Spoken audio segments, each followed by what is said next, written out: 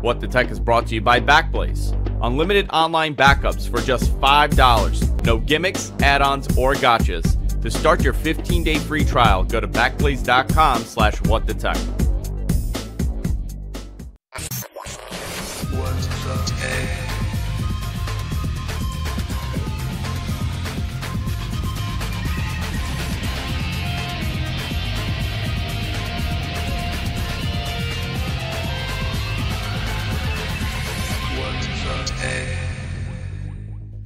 Everybody, welcome to What the Tech. I'm Andrew Zarin. Of course, I'm joined by Mr. Paul Thurrott. How you doing, Paul?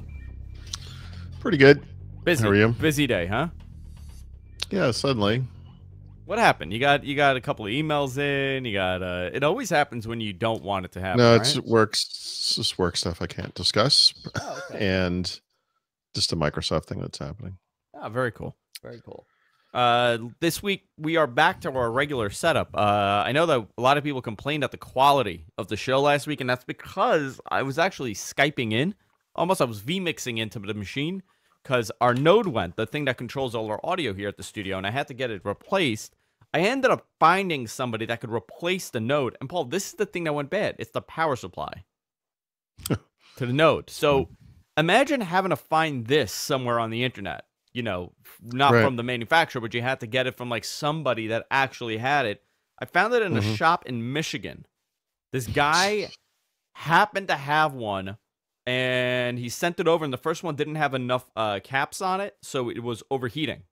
So he ended up having to overnight another one, and we got it going, and I think we're fine now. We're back to normal and the way that we do the show. You also had a busy week. You were in New York this week. Yeah, that's right. I know, it seems like a million years ago. I know. How was it?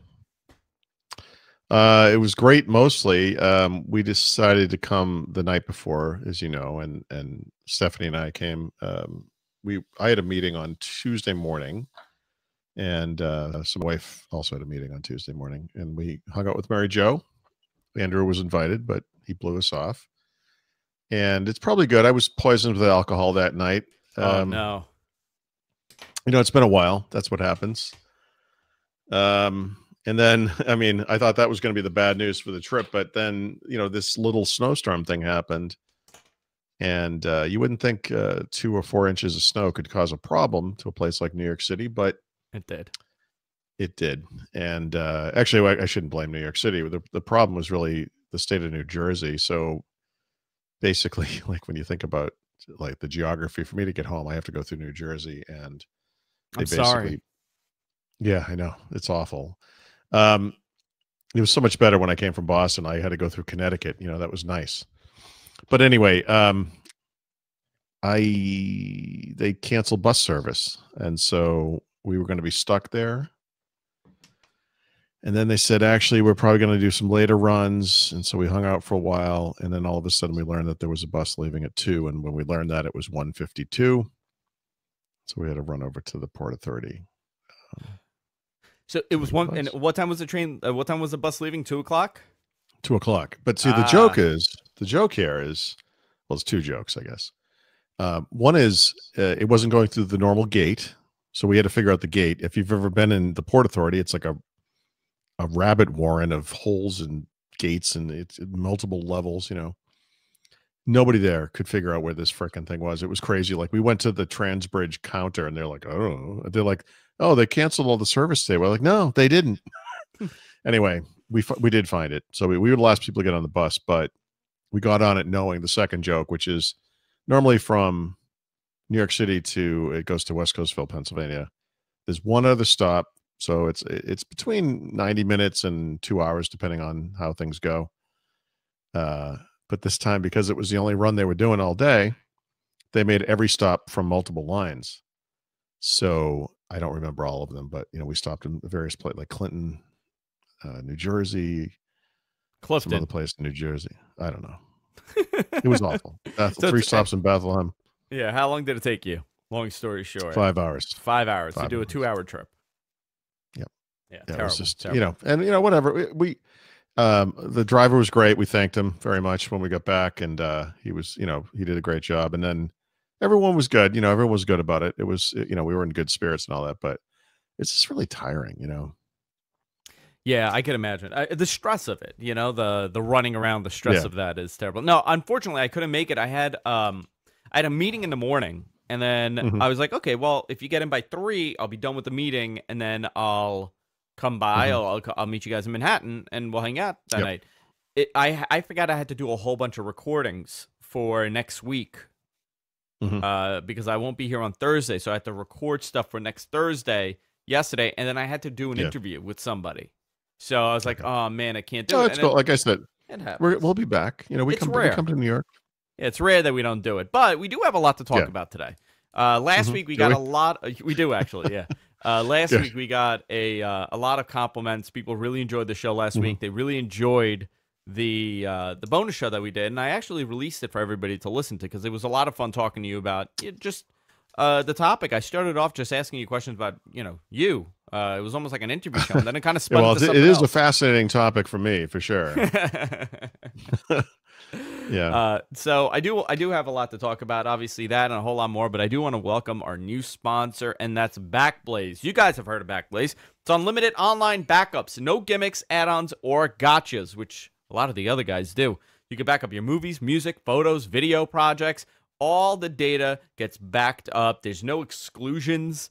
It's not just documents. You could back up everything, and they have a great offer. Here's the great thing. It's $5 a month. If you go to backblaze.com/whatthetech, you can start your 15-day free trial. They also have enterprise, so it's not just for personal stuff too. You could do enterprise stuff also. So I'm going to go there and I'm going to see what their enterprise stuff is because I was looking at it yesterday. I do my personal stuff with Backblaze, and that's how I kind of got introduced to this. But I'm looking to start storing all my media because I'm trying to eliminate some of these computers that I have here. I have servers that I'm backing up gigabytes and gigabytes of stuff every single time. And I went through it, I cleaned it up, and it actually is a lot smaller than it was. And it makes sense to have a cloud backup for this stuff because it's not accessible things that I'm doing. So they're actually amazing how their service works. You could do there's a mobile app to access your stuff on the go. You could restore by mail, so they mail you a flash key or a hard drive restores shipped to your door. Restore, return, refund program. You could buy a hard drive restore, send the hard drive back within 30 days, and get a full refund. Seriously, back up your stuff. Guys, again, it's unlimited online backup with no gimmicks, add-ons, or gotchas. Go to backblaze.com/whatthetech. That's backblaze.com/whatthetech. And start your 15-day trial of Backblaze. These guys are really good. Also, they have over 750 petabytes. How many zeros is that, Paul? The bytes? A petabyte. No idea. 19? No, I really have no idea. 5 million zeros. Many. No, that's not true. Oh, there you go. Yeah, it's not. It's not 5 million zeros. It's not. I'm lying. It's someone's gonna message me and say you said it was 5 million zeros. They also have over 35 billion files restored, which is amazing. Backblaze.com/whatthetech. Let's begin. I have a couple notes here. Look at this. I'm old school today. I wrote down my notes in a book, in a secret book. So No, it's like Andrew's little black book. this is Andrew's little black book. There's a lot of secrets in this book, Paul. Mm-hmm. There's a lot of secrets. Make sure If you that flip the pages, is there a little animation that you made in the corner? yeah, it's a like little Popeye arm. a little drawing on each page. Yeah. I do want to talk about this. So Samsung did something really bizarre, but yet interesting. I've never seen them do this before. They put the Samsung S10 on pre-sale. I know. Okay, That's awesome.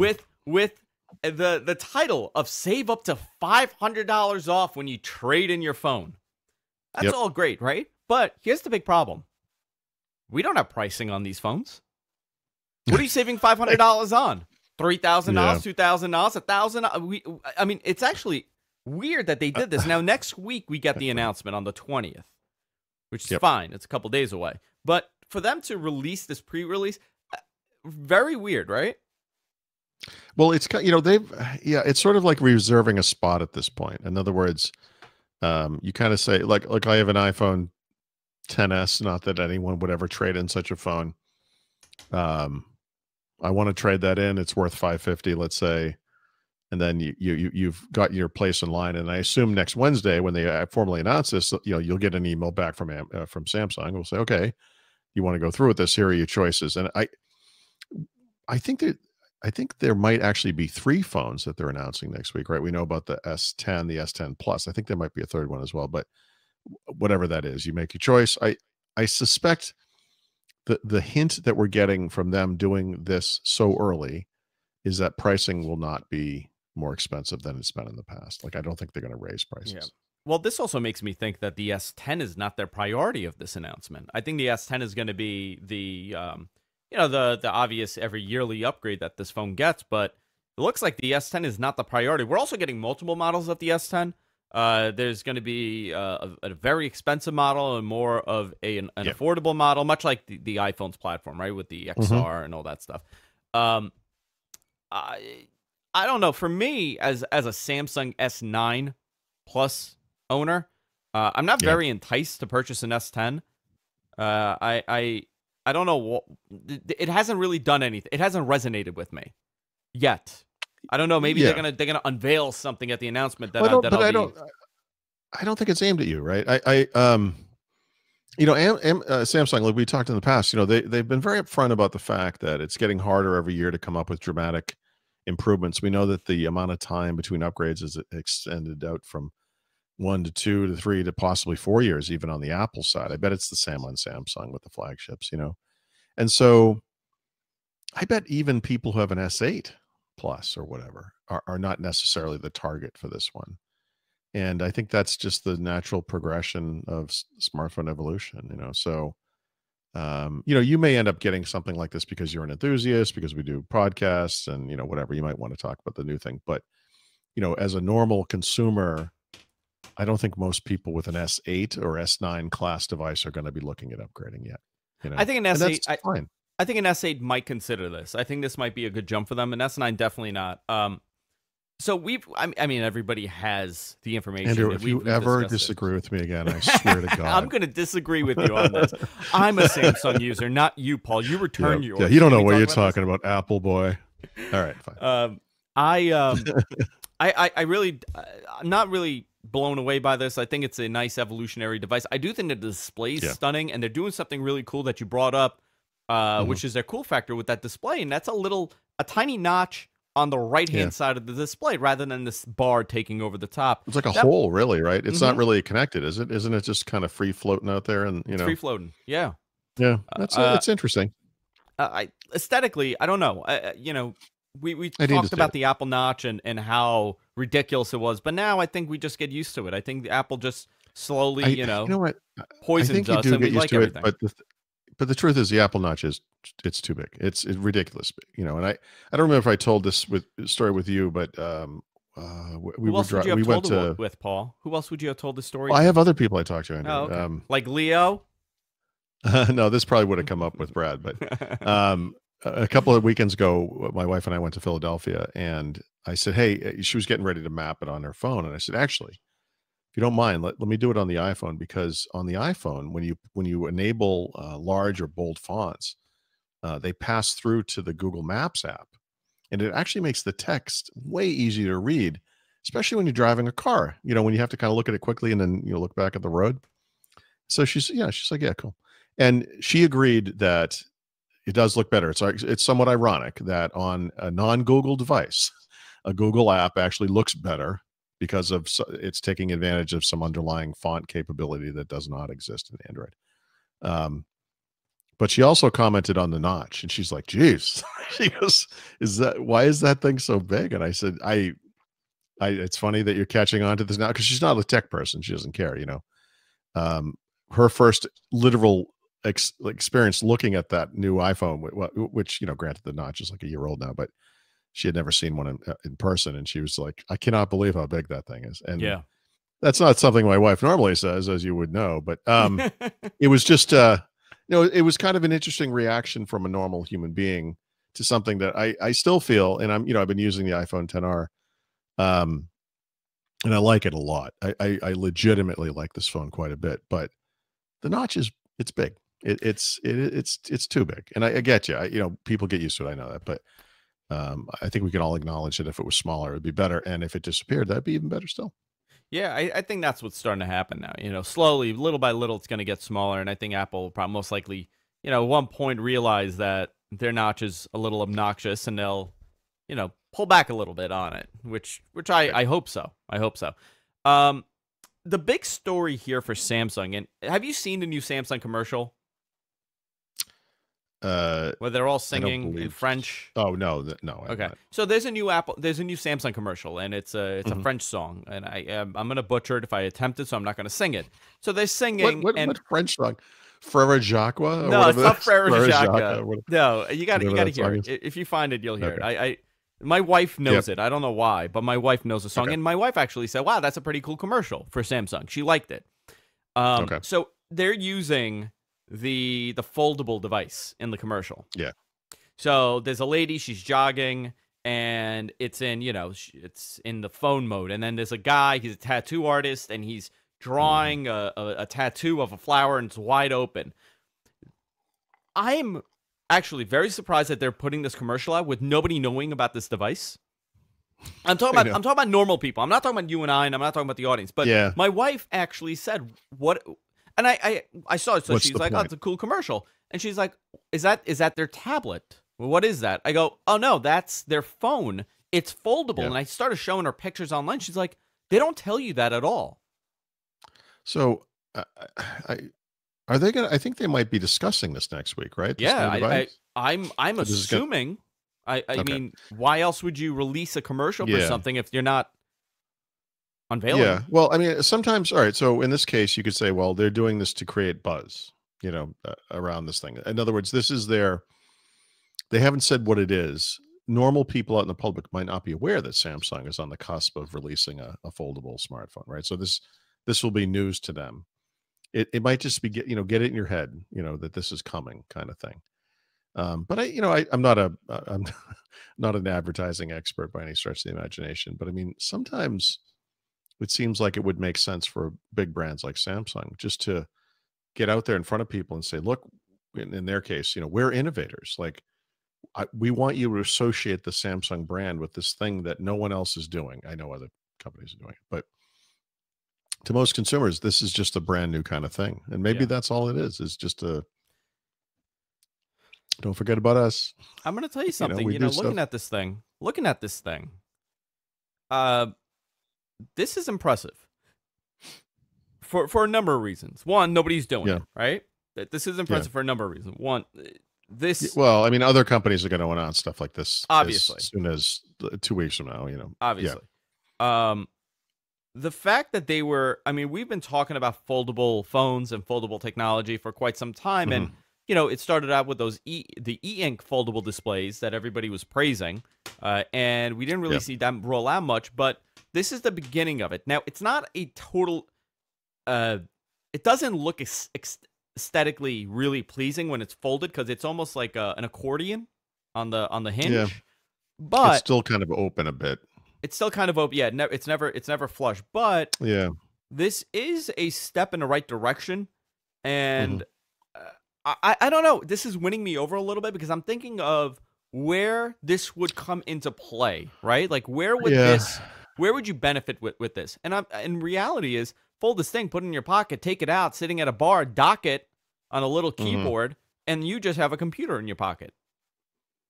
The other thing I was thinking about with this device is that obviously phones have been somewhat constrained by the fact that they do have to fit in your pocket, right? And remember when Samsung came out with the first Note, everyone made fun of them because it was this giant thing, like it was all that, like someone would hold like an iPad next to their head and pretend it was a phone. It was like, see how big this thing is. But, I think a lot of people would benefit from a larger screen most of the time, right? So in many ways, the real advantage here is that you can fold it, put it in your pocket and carry it. But when you're out in the world at a bar, wherever, coffee shop, you can just leave it open, and benefit from that bigger screen. I'm very curious about this device. I'm not going to get overly excited over it, but I would maybe be more likely to purchase this than the S10.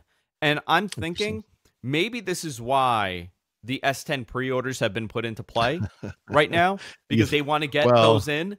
And then because they know that this is not going to be as available as the S10 I don't know. So I think the folding phone wise, it's going to be so prohibitively expensive, especially this first year. What are you guessing? Give me a crazy guess. I'm going to go with $1,500 at least, probably 2,000. Yeah, I was going to go with 14. I'm gonna Yeah. go with 1400 baseline. The rationale there is that the very most expensive phones today are $1,500. You're right, at the high end. That's as high Freaking as they nuts, go. huh? Isn't that nuts that we're It's talking about that? crazy. But this thing has Yeah. to be more than that. I mean, the technology is brand new. It's expensive to make, I'm sure. But Paul, it's Um, not really 1,500 because you're only paying $30 or $40 a month. You don't really know. I mean, at that level, it's almost like a car payment, but Yeah. okay, whatever. It's fine. I have a hard time internalizing the justification for a $1,500 phone that someone would need that much storage and that screen. Whatever. Okay, fine. They exist, I guess. But this is going to be more than that. This is, yeah. The other thing that's enticing about the Samsung announcement that's getting a little overlooked is the fact that these devices are going to be 5G phones. And are I they really? believe, yeah. Well, Okay. from what I understand, they're 5G phones. The Samsung S10 Okay, is going to be a 5G phone that's for good. them, and this is I believe this will be the first flagship for Samsung and AT&T and those, and they're getting that boost. Also, first with a 855. First with an 855, yes. Processor. Yeah. Yeah, so there's a lot of firsts with this device, with the Samsung lineup. I mean, listen, maybe with the foldable they don't do it. I think it would be silly for them not to do it if they're putting that chipset in all their phones. Yeah. I agree. So we are getting a lot of firsts next week from Samsung, and I do think that it's important to keep an eye on it because I'm not. And it's interesting, right, Paul? This is the first time in I can't even tell you how many years that you and I are talking about a product launch, a phone specifically, and we have not discussed camera once. Yep. Right. So think about it. Camera It's is the different. one thing we haven't heard about a lot, right? And that's true of the S10 as well. Mm-hmm. Yeah. There is a story, and I can't recall where I read this, but there was a Samsung executive who was in Europe, and he was in some kind of electronics store, and they had Huawei devices and blah blah blah, whatever it was. And he didn't identify himself as a Samsung guy, but he said, "I want to get the phone with the best camera. What is that?" And the guy said, "Oh, it's you got to get this Huawei thing." And he said, "Huawei?" Like he was kind of blown away, but he said, "Well, what about the Samsung?" And he said, "Those are good cameras, but they're not great cameras, Yeah. And and again, I apologize, I can't remember where I read this, but he apparently went back and said, "Look, we're going to fix this," and that one of his goals for the next generation of Samsung flagships was they were going to have best in class cameras.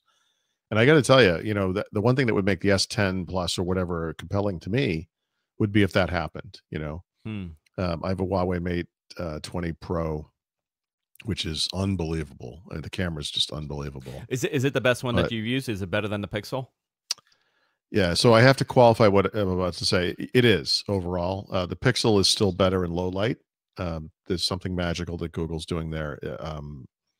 The Huawei does have a night mode. It's slow, but and it's pretty good, and it's certainly better than anything on the iPhone or whatever. But it doesn't quite reach that level that the Pixel does, and not just the new Pixels too. I have we were doing tests with Mary Jo's phone, by the way, when we were together, but the Pixel 2 XL has the same thing. It works great. Like the night mode stuff or whatever they're calling it on the Pixel 2, I think it's on the 1 as well, is incredible. But other than that, I prefer the Huawei. It's I think it was a guy from The Verge who kind of called this stuff like photography, like FAUX photography, because we are reaching a point. It started with HDR, and it's going beyond that with these new cameras that have all kinds of different modes for like macro modes and super wide modes, and they're really playing up that contrasty image quality kind of thing, which I happen to like. But I would also admit, if you hold it up to what you're looking at in real life, it's not actually what you're seeing. It's kind of better than what you're seeing. So a purist would say, no, it's not better. For me personally, I feel that it is better. The image quality that I get off of this phone is the best I've ever seen, period. Other than, again, with the little exceptions like night mode. Some other people may disagree. You can turn it off. I mean, so you don't have to have that stuff on, but you've seen some of the food pictures I've taken with it, I assume. Like you can always tell when they're taken with the Huawei. They're incredible. Beautiful. Yeah, I'm actually very impressed with it. I'm actually surprised how good it is. sometimes you think of another, company that's going to have a top quality phone. It's not Huawei that comes to mind. But with Samsung, No. I have to tell you, the thing that they do, they give you great pro settings, which is something that you don't get on an iPhone. But Right. I kind of don't want to fiddle. Sometimes I just want to take the photo, and Yep. Yep. it's never as good. It's never as I got to Yeah. be careful how I say this, because it's not that it's not good. I feel that it's great. But Yeah. there's something that is missing. I feel like it's a little flat. If you know I what I think mean, you're like, talking about Samsung in particular. yeah, Yeah. My thing with the Samsung, this is the last gen phone, was that I could see what they were trying to do. Obviously, all these companies are using some kind of an AI thing to analyze the scene and whatever. So like Apple will use something, I think they call it Smart HDR this year, where HDR comes on only when they think it's necessary. You can't say I want HDR on all the time. hmm They're they're outthinking you, right? And the idea is we're going to always try to give you the best possible photo. And the iPhone performs pretty well, not in low light conditions, but in normal photography, whatever. The Samsung thing from last year, the phone that you have, you can tell looking at some of the photos, like low light is a great example. You know what they're trying to do. yeah, It's not always successful, you know. Sometimes it will light up a scene a little too much, kind of washes it out a little bit. Like they're trying to make it so you can see everything, but we don't want to put the flash on, because we know that annoys people now. Like we suddenly figured that out. But yeah, they have I don't know what it is, some combination of hardware quality and software quality that needs to be updated, and I hope they do it. yeah. That would make a Samsung S10 whatever compelling to me. Well, I have the specs, the leaked specs of the S10, Okay. and we'll go with the Plus since that's the flagship, right? Yeah. 12 megapixel, f2.4 telephoto, 45 degrees for the camera for the the width, zoom, Mm. OIS, autofocus, and then it also has a 12 megapixel f1.5 wide at a 77 Yep. degree. Dual aperture, dual pixel OIS, and then it has a 16 megapixel f2.2 ultra wide at 123 degrees. Yeah. That is very wide, and I don't know the circumstance that you would need an ultra wide 122 degree These are lens. all three are on the back. All three are on the back. Yeah. So a lot of times you'll see an ultra wide on the front, so you can get like a bigger group of people in with a selfie. The Huawei, I don't know the specs off the top of my head, but it also has a triple camera on the back. It's probably very similar to what you just described: a telephoto, a wide, and a super wide.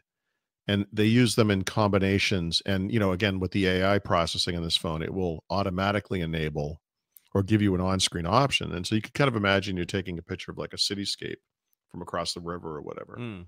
And you might see a little thing at the bottom that says super wide, and you click that, and then it kind of expands out. It might be just for that kind of thing. It's almost like a one-shot, not quite panorama, but a cinemascope kind of CinemaScope. whatever Yeah, you that's call a good. it. That's a good word. Whatever the term is. So the front-facing camera is a 10 megapixel f1.9 main, and then it has an 8 megapixel f2.2 live focus, dual pixel AF UHD selfie depth. So that one's going to be their portrait mode, I'm assuming. Yeah, With the for front-facing portrait camera. mode. Yeah, because you do depth sensing with the lens. Yeah, which, if you think about it, a lot of people just use. I mean, think about all the photos that you see online. computational. Yeah, Yep. it's. I don't know. I'm curious seeing what their algorithm does. That's what it really comes down to at this point. What the software's doing. They have the capability. I mean, it's I'm not going to write them off. We'll see. But we have to see it. I have to use it. I don't know. Yeah. The Huawei has blown me away. Like I said, the Google stuff, and they do it with a single lens, which is amazing. The Google camera quality has just That is been amazing. huh? They really have the formula for the software side of things. Just imagine if they kind of, just kind of go ham with the hardware on that camera. I guess they don't have to. They don't have to put in. I guess they don't have. I know it's crazy. Like I would be shocked if they didn't have a dual camera next year. But then again, it's amazing as it is. Yeah. So that's the Samsung stuff. Obviously, we're going to see it on the 20th next week. Mhm. Obviously, we'll talk about it more next week when we see. But obviously, everybody has leaked images from Samsung, and everybody has it firsthand look on it. I mean, you can see this thing It's everywhere. leaked. It's been I've never leaked. seen anything like this product. It is just leaked and leaked and leaked and leaked. It's It been looks leaked great. for months. Yeah, yeah. The color choices look great. Have you seen the different whites they're Yeah, going to have? There's like an Arctic white, I think they call it, and yeah. oh no, ceramic white and whatever the other white is. They look great. Yeah, listen, it's going to be a great looking phone. I'm not concerned with that. I just let's see Yeah. what happens. And next week we'll Hmm. talk more about it. So I do want to remind everybody, if you enjoy the show, you can fund us on Patreon, patreon.com/MattMenPodcast. Last week's Patreon show was probably one of the better ones that we've done. People really enjoyed it. You could go back and check it out. Paul and I had a very in-depth conversation. I think we went like 45 minutes on that. So if you're thinking about it, we did almost 2 hours, and it has been a long time since we've done that. Obviously, this week we're doing it on a Thursday. Paul was traveling. We're not going to be able to do 2 hours. I hope you liked it last week because we're not doing it this week. No, because Paul has something called a real job, and he has a meeting today. So Paul and I won't Thursdays, dude. You don't have any idea. I know. This is for me. I know. Well, it's okay. Tuesdays are our days. We just gotta figure it out. And unfortunately, we can't do a Wednesday because you do Windows Weekly on Wednesday. But maybe we could figure something out where when we're not doing this, we could record at another time for the bonus stuff. Also, what's the Microsoft Mobile World Congress announcement that's coming out? Because we did see a little teaser. Can I guess? I want to guess. Yeah, please do. It's a Surface phone. No? Am I wrong? No, sorry. Let's bring you back from alternate reality world. No, they're absolutely going to announce a next generation HoloLens. The question here is going to be if there's anything else going on with that. So I don't know. I'm not being coy. I have no idea, but yeah, at least for that. And so yeah, I'm going there, right? So I'm going to go to Barcelona and attend this event, although they're changing the time around. I think they've changed it to be later, which will work to my advantage because I don't arrive. I think I arrive on Sunday because I couldn't fly previous to that or whatever. But yeah, so we'll see. But yeah, at least a second HoloLens, maybe something else. Maybe anything with Andromeda? Any news? Nothing, huh? Interesting. Do you think things Microsoft continues to work on dual screen technologies, right? I would be. We know their partners are going to release some devices. I keep pointing to Build because I have to, but the developer show is in early May. That would be the obvious time to kind of announce what's happening there. Just before the show, there was a kind of a pause there because I saw an announcement from Microsoft. That was with regards to not the version of Windows 10 they're working on now, not the version of Windows 10 they're working on, which they are working on now for the fall, but the one that is going to come a year from now ish, which is kind of called 20H1 right now for the first half of 2020. They actually released a build of that today. That's unprecedented, right? They have 3 active versions of Windows in development simultaneously. And the rationale for that, again, it was a very short description, but it basically said there's a lot of stuff going on in that version. We need more time to test it. And so we're going to put builds of this thing out for the next year, and that suggests to me that version of Windows is going to be a big deal. It's a big change. There's all kinds of things that could mean. There's kind of the Windows Core stuff and the Windows Lite stuff, and there's all the stuff we talk about. But one of those things is support for these dual screen devices or folding screen devices or whatever. And maybe that's the version of Windows where that happens. If so, that might be the time frame for whatever Andromeda becomes or whatever Microsoft's partners create in that space. And so I'm just speculating for now because, again, the announcement was very brief and vague, but it is interesting to me, and that they're doing this now, and people will download it. And, people like Rafael Rivera or the Walking Cat on Twitter will, look into it and see, because there'll be stuff hidden in there. Yeah, absolutely. And maybe we'll learn. Yeah, maybe in the next couple of days we'll learn more about that. By the way, I made I read the wrong thing. I said Matt Men Podcast for our Patreon. Mm-hmm. It is not. It's the other show that I did. Did you really? I didn't even notice. It's patreon.com/whatthetech. Patreon.com/whatthetech. I've said Matt Men Podcast. Don't you dare support that other show. Yeah, a lot of our viewers do. We have a weird wrestling crossover, Paul. A lot. You know what my number one request is? For you and I to do a watch along for a wrestling show. That is my number one request on that show. People want you to watch wrestling with me. I want to have that moment. You know, when in Rocky 3, when he wrestled, I don't remember what they called it, but it was Thunderlips. Thunderlips, yes. Hulk Hogan, obviously.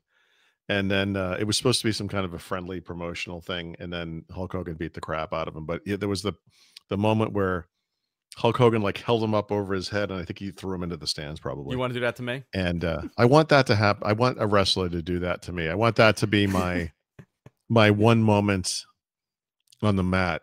I think we can. Brief, because I'll be picked up and thrown. I think people my size don't get picked up a lot, Andrew. It would be. I think it would be entertaining to be tossed around like a teddy bear. You know? I think I could do that. I think I could find somebody to do that to you. I want to talk about something interesting. Google's investment in hardware in 2019. You have a post on Thorat.com, which I have to open up again because I lost my bearings when I said Matt Men Podcast for our Patreon. I'm like, what is happening? And someone's like, Andrew, you said Matt Men Podcast twice. I go, oh my God, I'm losing my mind. It's so hot in here, and I think I'm getting a cold on top of it. But both Amazon and Google, I think this is the new war: is how many companies they could kind of, how many markets they could get into. Amazon obviously acquired. How many related markets, right? How many related markets? The markets they're getting into make sense for them. They're not just randomly buying like, cosmetic companies or whatever. So I'm looking here on your website. Obviously, they are now in the Wi-Fi market, the Wi-Fi mesh networks. And obviously, it makes sense for them because they have all these Wi-Fi compatible devices that they're selling now with the Amazon Echo and the Alexa and the Show and all these things. So they kind of want to keep it under one hub. And obviously, they have the security systems. Google's entering the same exact platform. So now it kind of solidifies what platform you're committed to. If you're a Google Home, you're really a Google Home. If a lot of stuff home, works with both, right? It does, yeah. Amazon's got a nice advantage because people go there to buy everything, and someday soon you're going to see a little promo on their homepage. It's like buy a 3-unit mesh networking thing with one of the Echo hubs and a screen maybe or something for some ridiculous low price, and that's going to get people into that ecosystem. It's really smart. It's just really smart. Google has a harder task ahead of it because they don't have the retail presence of Amazon. Not even close. I mean, they're barely anywhere. You can go to I think it's called madeby.google.com or something. But, the 8 people that visit that site regularly, congratulations. They know all about it. But some of their stuff is in Best Buy. Obviously, you can get Google Homes and things like that. But they just don't have that. You get this thing when you go to Amazon. It's like, oh my God, look at all this stuff. You just kind of see it. And of course, Amazon does bundles, and it's cheap. It's a nice advantage.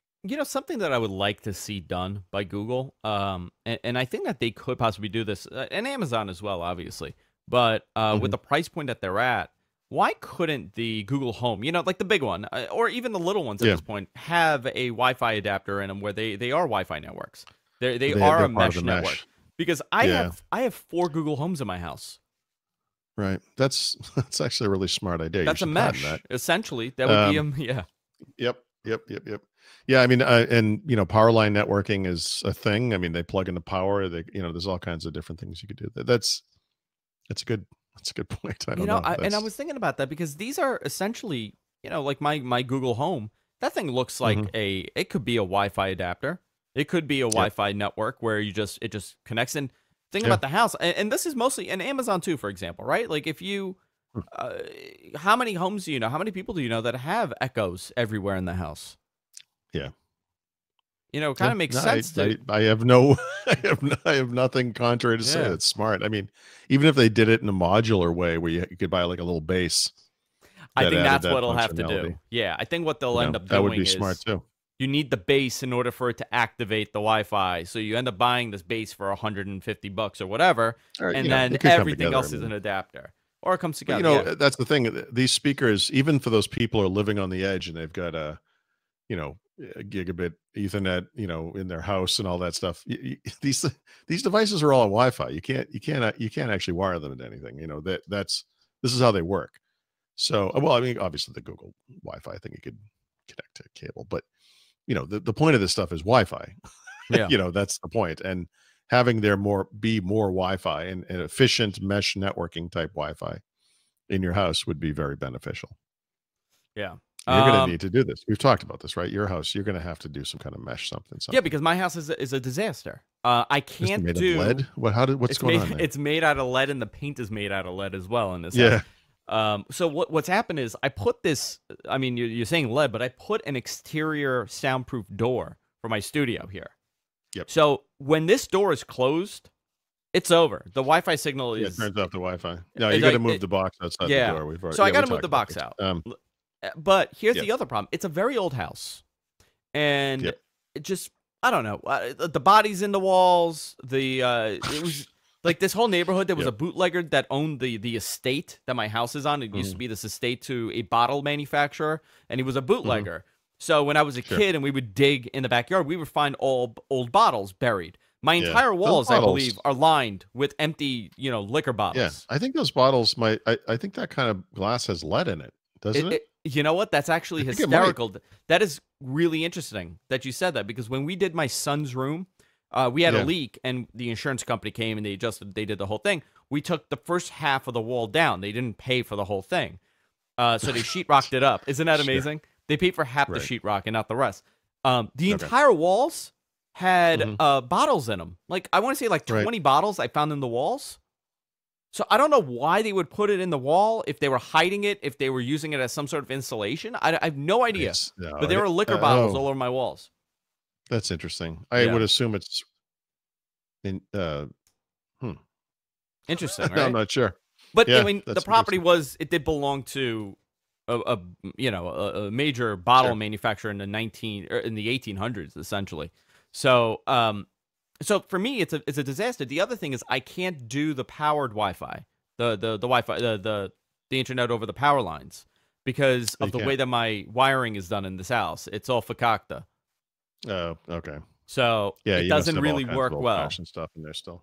Yeah, so that's a whole different thing. But to have Google kind of say like, hey, listen, get these homes in and get this hub, and you could, it's a system where everything is now connected. It kind of works. Right. But if you look at Google's lineup, and before, I know you don't have a lot of time, I kind of wanted to touch on this. They bought Fossil, right? Yep. They spent $40 million on Fossil smartwatch technology. They are in the home speaker market. They are in the Google Wi-Fi. They have the Google Wi-Fi. They are entering the security camera market. So this Google Home they brand, own Nest. Yeah, they own Nest. So this Google Home brand has kind of expanded. It literally is your house. Yep. This is going to be the battle for them in Amazon in the coming year. This is what really is going to come down to. Yeah, for sure. For sure. And like I said, Amazon has some major advantage here. Well, they also have I happen to prefer the Google stuff, but I'm positive nobody's even aware it exists, in the real world. Here's my question to you. Why do you think Google failed miserably with their set-top box market? With their Google, with Google TV and Android TV. Android TV, yeah. I think it's for the same reason that they're struggling in things like wearables, this stuff you're talking about, smart speakers and so forth. Not that they're not like struggling, not that they're struggling per se, but I mean they're not dominant. Like they're not going to just take it over. It's just that other people, the companies, I should say, have well-known brands that get lots of exposure at retail. And Google just doesn't have that. They never have, Yeah. Even Microsoft has a better retail presence than Google does by far. And I'm not talking about Microsoft's own stores, although, by the way, that's absolutely part of it. But if you go to like a Best Buy or whatever, Microsoft is a brand that's there. Google is there. I mean, you will see Google Home, and you'll see a little kiosk on the end of it, of one of the aisles or whatever that has, some Google stuff in it. But they just don't have that presence. And I think people are just kind of unaware of it. Android Wear or Wear OS or whatever we're calling it absolutely has some advantages over Apple TV. Nobody knows anything about that stuff. Yeah. The Google smart home stuff absolutely has some advantages over Amazon. Nobody really knows about that stuff. The Chromecast stuff is, I think, superior to Sonos, and nobody knows about that stuff. And, it's just they're just having, they're like kind of out there yelling into the rain and no one hears them, Yeah. It's kind of a marketing problem. It is a marketing problem, obviously. And obviously we touch on Amazon kind of digging into the smart Wi-Fi market, which kind of makes sense. Listen, Yeah, really smart. there are fire detectors and carbon monoxide detectors with Alexa support now. Think about that. Amazon sells a microwave oven A freaking that microwave. has Alexa support, and it costs nothing. Yeah. How much does that thing $50. cost? $30? I think it's like $50, $40. I think, but it's less. I think it's less than 50. Whatever it is, it's cheap. But it's it's kind of astonishing. Obviously, there's probably some group of people who I want to go get some smart home stuff, and what pops into their head is I'm going to go to Best Buy, or I'm going to go to Lowe's or Home Depot or a place like that, maybe, because you do see that stuff there. And those places are good too, because you can get the smart lighting switches and the receptacles and all that kind of stuff. The stuff you actually build into your wall. So it's more for like builders and DIY people or whatever. But it's out there. But Amazon's Amazon. Yeah. People go to Amazon to buy diapers and toys and books and music and everything, food. I just ordered coffee from Amazon. And that's how they're going to promote it. This is what used to work for Toys R Us back when retail stores were a thing. Toys R Us used to sell diapers for under cost because it would get mothers with young kids into the store. Everything else. Yeah. And then try to get a kid out of a toy store that's the size of Disney World. You're going to buy something else, you know? Absolutely. And it's a great model. And Amazon is the everything store essentially. And they have so many people that, pay for Prime for free shipping or 2-day shipping or whatever it is. And I think a lot of people just you browse it, Oh my God, look at this. Look at this. You know what you can't get on Amazon or with Amazon? What's that? A job in Long Island City. In Queens. Right. Because that deal came can I to a read you a quote? crashing. This is so beautiful. Yeah, read it to me. I just wrote this story. I don't know if you saw this, but let's see if I can find this. I just wrote about this, right? So Amazon, what you're alluding to is Amazon pulled out of their agreement to build a second headquarters in the New York City area. So this is so excellent. New York State Senator Michael G.